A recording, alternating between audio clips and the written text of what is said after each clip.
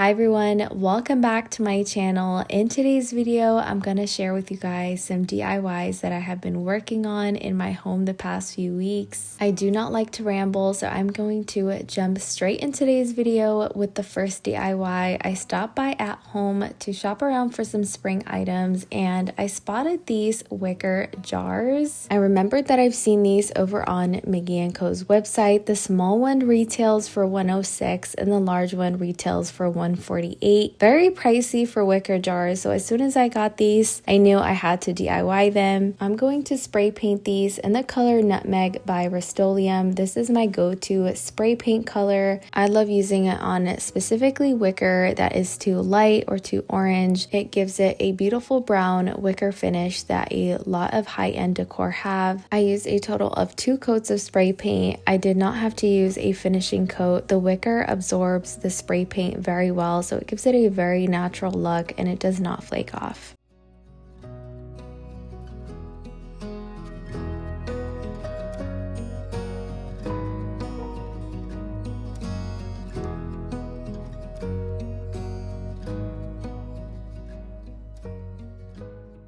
I really love how these turned out. I styled mine in my kitchen. I love that it filled up a counter space without looking too much. Adds a beautiful natural element to the space. If you have a weird corner in your kitchen, your bathroom, or a display cabinet that you want to fill with some varying heights, these are perfect.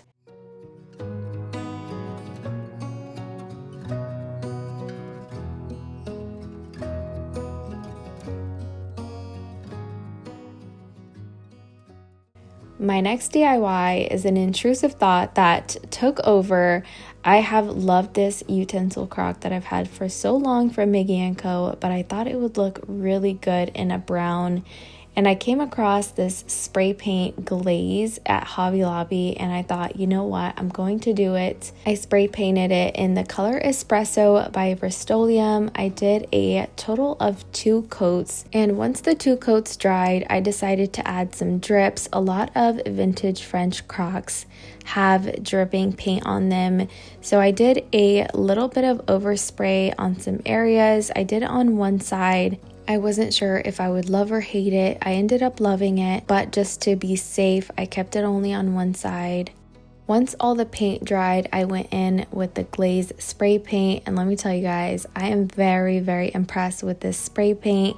It looks like a regular clear coat that you are spraying on, but once it dries, it looks absolutely stunning, and it looks like a real glazed pot, which these go for hundreds of dollars.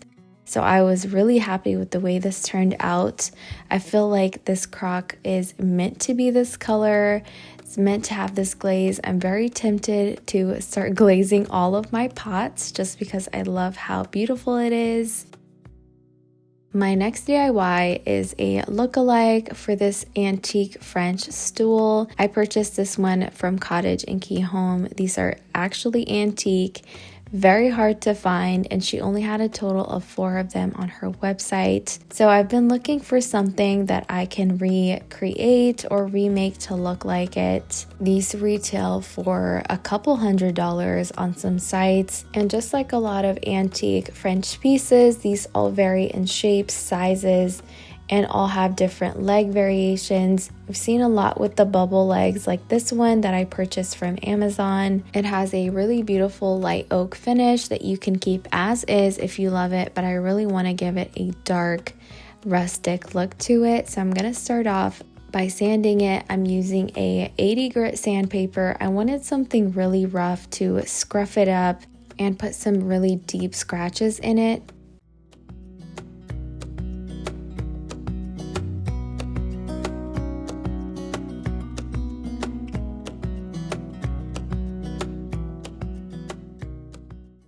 Once I finished scruffing it up with the 80 grit, I went over it with a fine grit to smooth it out. I'm going to be using this stool in our powder bath for my kids, so to avoid any splinters or injuries, I really wanted to make sure it was smooth.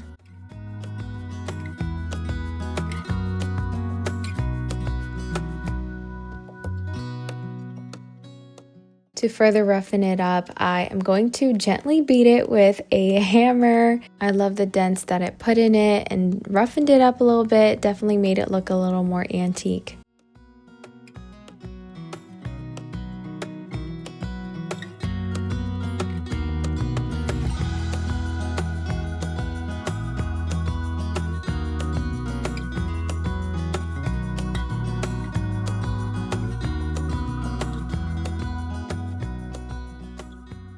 I initially only planned on staining this stool, but for some reason it just was not absorbing the stain that I picked up, which was dark walnut. Since my antique stool had more of a cherry finish to it, I wanted this one to be a darker walnut color. That way I have two different varieties.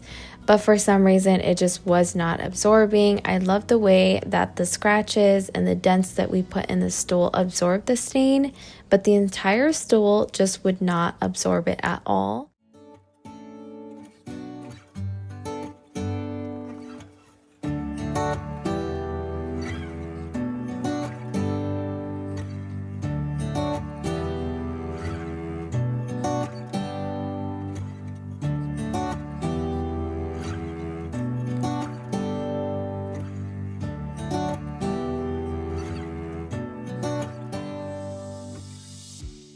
So I resorted to painting it. I tried a few different methods, and what looked the best for me was using the same espresso spray paint that I used on the previous DIY.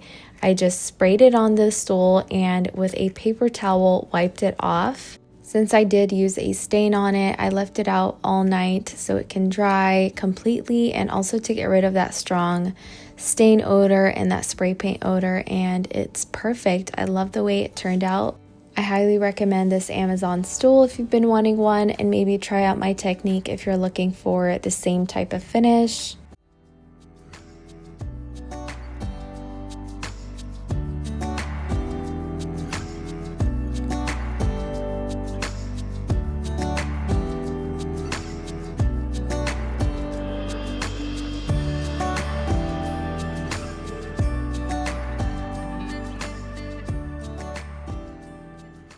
My last DIY is actually one that I shared over on Instagram during Christmas, and it is a DIY switch cover that I get questions about daily, so I thought why not include it in this video. To attach your frame to your wall, you are going to need very narrow utility hinges. These are from Home Depot. Each set came with two, so I have an extra one that I did not need. And you are going to need a frame that is large enough to cover your switch, and one that is also on the lighter side. I would avoid glass or just a heavy frame in general. That way you are not putting a lot of weight on the hinges. And last, you want to make sure your frame is thicker than the screw. You don't want your screw to pierce through your frame and to be visible on the outside. So definitely go for something on the thicker side. My frame is from Target. It was part of the Hearth and Hand fall collection. I'm not sure if it's still available, but if it is, I really love it. And definitely make sure that you are attaching a frame that you love and that you don't want to constantly switch out. And I screwed the hinges on to the frame before I attached it to the wall. I feel like it just makes it easier this way. I also made sure to leave the hinge on the inside.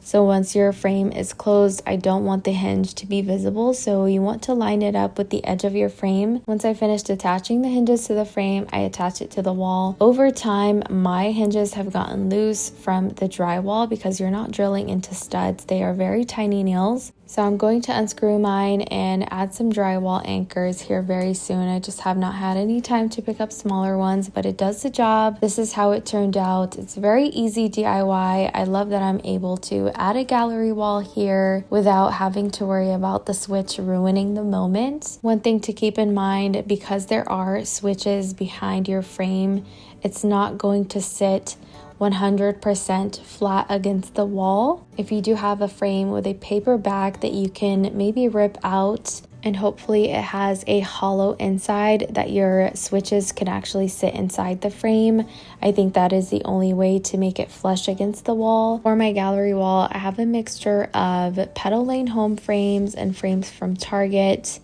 I'm going to be switching these out seasonally. I've done so for Christmas and now spring, and I'm really excited to just keep the tradition going in our home. That's all for today's video. I hope you guys enjoyed spending time with me as much as I enjoyed filming this for you, and I will see you in my next video.